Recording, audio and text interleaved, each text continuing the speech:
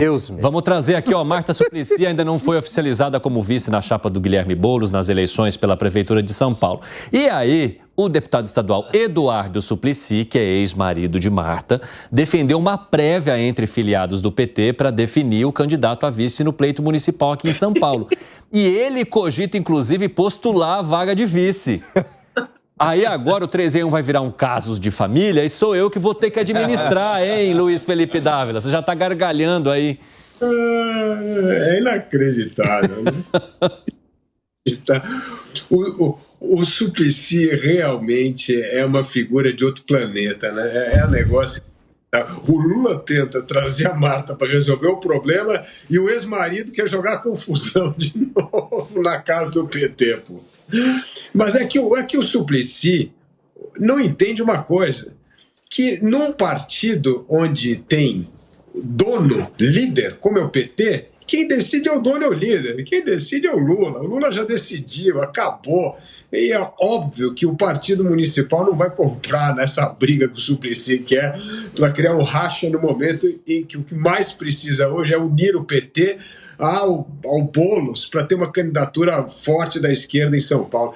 É inacreditável essas coisas, mas são histórias do PT. O PT, a gente devia escrever um livro sobre os causos do PT, e principalmente os causos do Suplicy, que é o cara que mais cria causo dentro do PT. Eu quero até trazer a fala do Suplicy para você que nos acompanha. Ó. Tem ouvido muitas vozes dentro do PT dizendo que seria interessante ser debatido e votado o candidato ou a candidata a vice. A pessoa escolhida, seja a Marta ou outra, teria maior força para dar ao Boulos. Quero ter uma troca de ideias com o Boulos sobre isso e sobre outros temas. Fábio Piperno. Para mim, bom...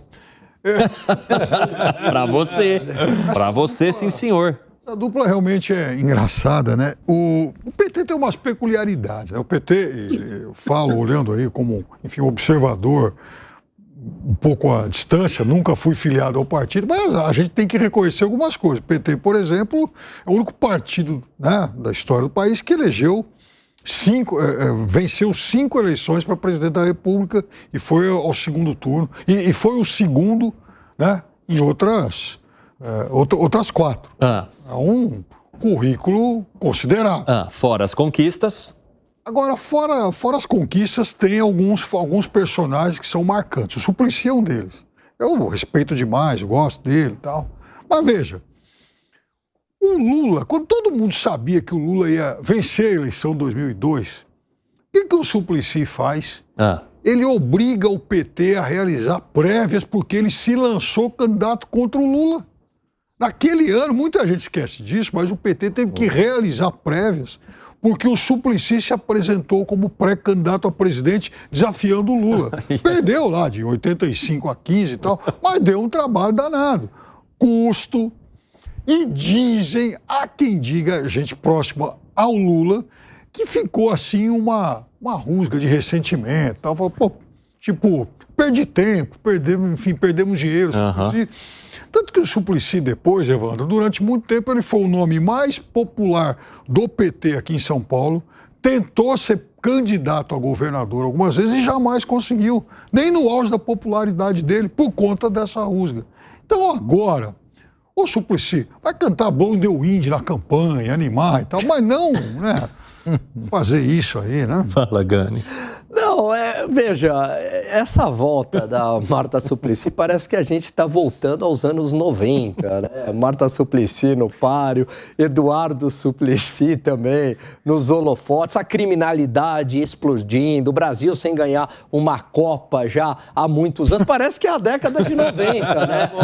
Certo? Daqui a pouco o Maluf vai estar concorrendo, mas só mostra que assim, né, essa disputa aí para a Prefeitura de São Paulo, ela tá bastante icônica, bastante pitoresca. Não tem a menor condição do Eduardo Suplicy, né? É folclórico isso, ser o vice de Boulos. Isso já está chancelado para a Marta Suplicy. Aliás, o Guilherme Boulos tem muito a ganhar com a entrada dela. Ela tem um bom trânsito na periferia, embora ela tenha muita rejeição também na cidade de São Paulo, mas também um trânsito no empresariado, né? Ela vai ter essa função também de tentar convencer o empresariado que Guilherme Boulos não é uma opção tão ruim, dado o passado de Guilherme Boulos, de invasão de propriedade pública, etc. E aí, Vilela, que análise você faz desse cenário aí da possibilidade de prévias pedidas pelo Eduardo Suplicy contra a sua ex, Marta Suplicy? Olha, Evandro, o Piperno ele foi muito feliz na lembrança que ele fez de 2002,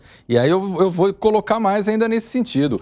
Suplicy, ele esteve presente em umas 5 ou 6 prévias dentro do PT. Ele colocou o nome dele para fazer a prévia contra Dilma, depois tirou, quando viu que antes da realização das prévias ele tirou o nome. Ele colocou contra Haddad quando Haddad foi candidato a prefeito.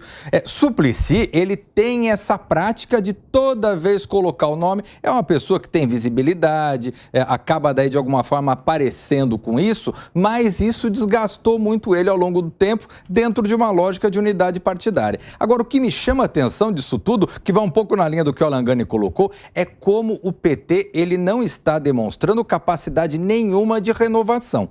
Você vê que o PT, a gente está discutindo aqui nomes, está trazendo a Marta de volta depois de tantos anos, né? A Marta é uma pessoa que já está com seus 75 anos de idade, está sendo trazida como uma solução para cumprir esse papel. Você vê que na maioria das cidades, em São Paulo não vai ter candidato próprio, no Rio de Janeiro não vai ter, em uma série de capitais importantes não vai ter. Então você vê que o PT ele está demonstrando uma dificuldade com os seus quadros de renovação e de talvez começar a pensar no pós-Lula, porque Lula não é eterno. Então, talvez no pós-Lula o PT vai ter uma grande dificuldade de se manter como uma força política. Agora, nessa confusão, você quer acrescentar algo, Dávila? Não, quero acrescentar nesse raciocínio ótimo do Vilela aí, que toca nesse ponto, que isso foi o que matou o PSDB. O que matou o PSDB foi a incapacidade das lideranças surgirem. Em São Paulo, todo o cargo para prefeito ou governador, ou era o Alckmin ou o Serra, ou Alckmin ou Serra, e não tinha nunca espaço para ninguém novo surgir. E isso matou o partido, né? Então mostra que um partido incapaz de renovar acaba morrendo. E é um pouco o sintoma que o Piperno sempre gosta de lembrar aqui no 3 em 1, do crescimento do PSOL nesses grandes colégios eleitorais, como é o caso de São Paulo e Rio de Janeiro.